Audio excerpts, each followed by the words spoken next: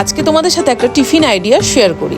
বৃহস্পতিবার এলেই আমার একটু চাপ পড়ে যায়, একদিকে টিফিন রেডি করা, একদিকে দ্রুতির ব্রেকফাস্ট। ভাবলাম দ্রুতির জন্য সকালের ব্রেকফাস্টটা একটু অন্য রকম ভাবে করি। আটাটাকে জল দিয়ে দুধ দিয়ে ভালো করে গুলে, মিষ্টির জন্য আমি গুড় দেই, সেটাকে গোলা রুটি বানিয়ে তার সাথে কলা দিয়ে সকালের ব্রেকফাস্টটাকে সার্ভ করেছি। দ্রুতি ব্রেকফাস্ট খেতে খেতে আমি ততক্ষণে ওর জন্য টিফিনটা রেডি করি।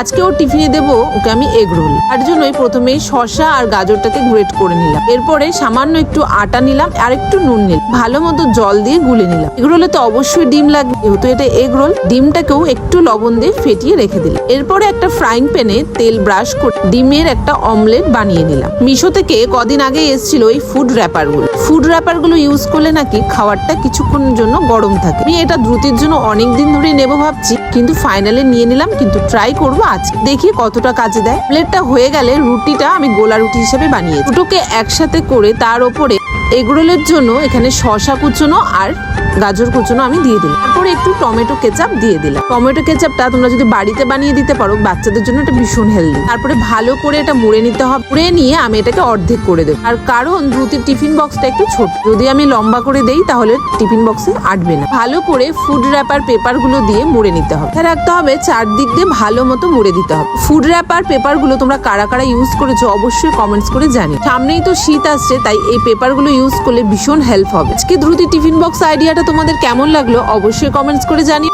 ভালো লাগলে অবশ্যই লাইক কমেন্ট শেয়ার করে দিও।